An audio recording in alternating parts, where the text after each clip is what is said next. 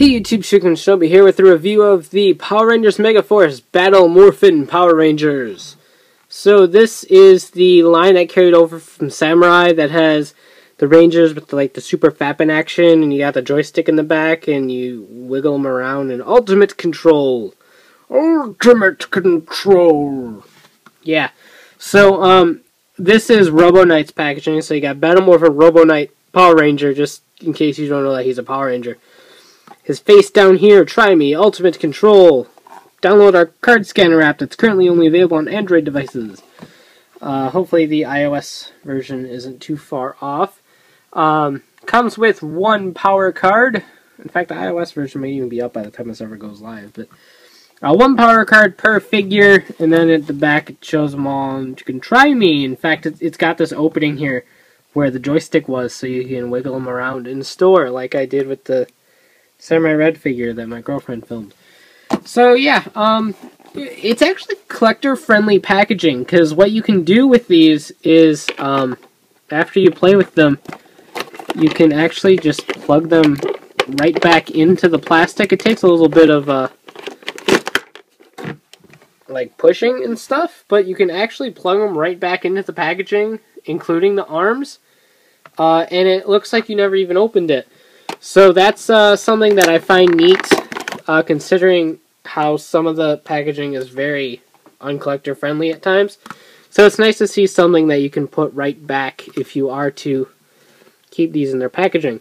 So these figures are all pretty much the same. The only key differences are their chests and their helmets. Unless you're Robo Knight, in which case everything's new. But we'll get to him. I'll just take a quick look at these one by one and then go over their little feature. So here is the red Megaforce Ranger with the Sky logo on his chest. I love the dragon logo on the Red Ranger's helmets on these ones. Their helmets are just really good. I love the Ghost Ranger suits in general. So I really like picking these up. The only thing I don't like about these figures is the fact that they have that bulky, muscular steroid look. I mean, look at those arms. Hulk. And he's got like a six-pack going on down here. So that's kind of weird, since, I mean, I understand it's to make them look cool and super heroic, but that's never how they are in the show. So, I guess if you had an animated one where they drew them like that, then yeah, absolutely. If it's accurate, go for it.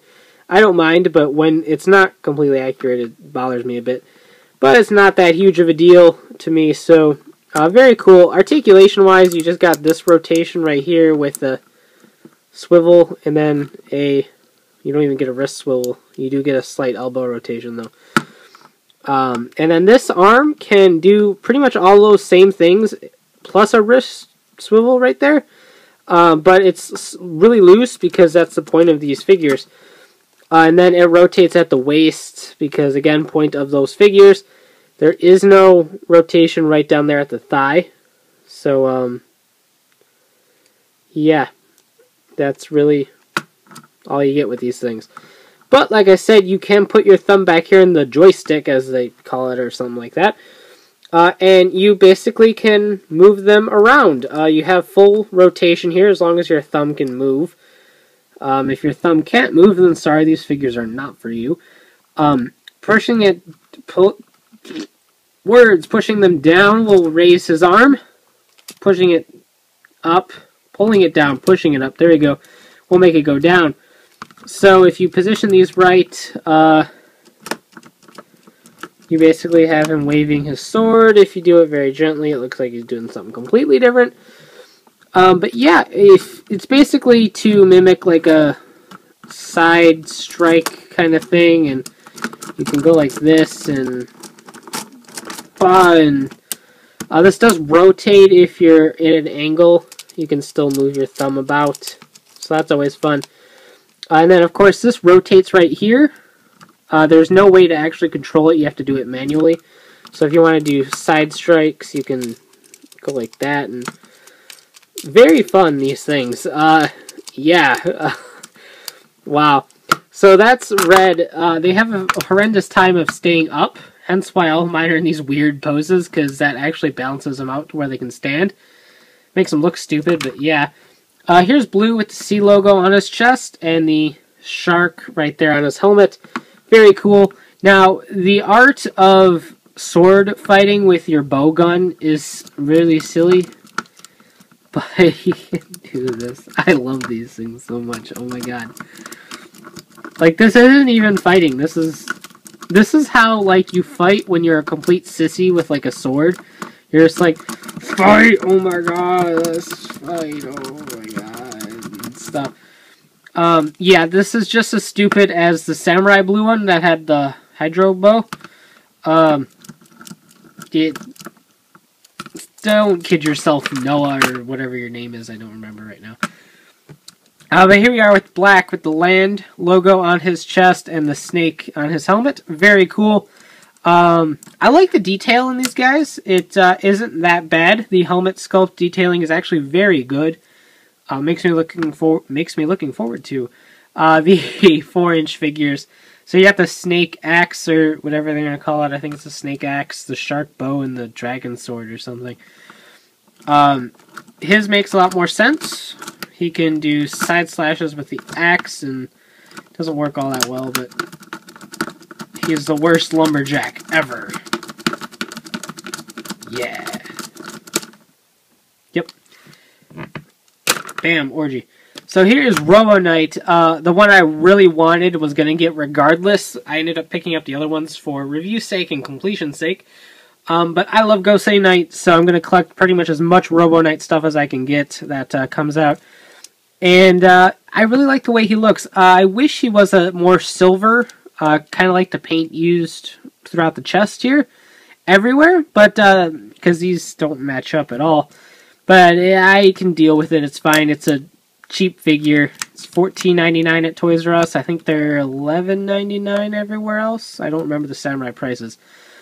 But yeah, his head sculpt isn't too bad. It's a little bit flat looking, like legit flat looking.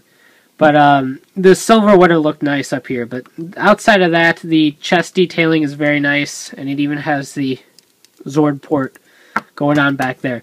So that's cool. And then he's got the Leon laser, or whatever they want to call it over here. It doesn't have a name yet. Going on here in its sword form. So I like these two, Red and Robo Knight, because their swords actually work fairly decently in these. So yeah, get your friend over, or just your other hand, which might be your friend. I don't judge. And basically do this and Robo Knight's gonna win because it's my right hand. Worst part is that they're hardly actually touching each other. I guess if you put them like right next to each other. I love this so much. Oh my god. Bam.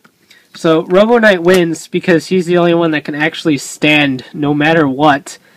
So I'm gonna do this. So Robo Knight is the victor.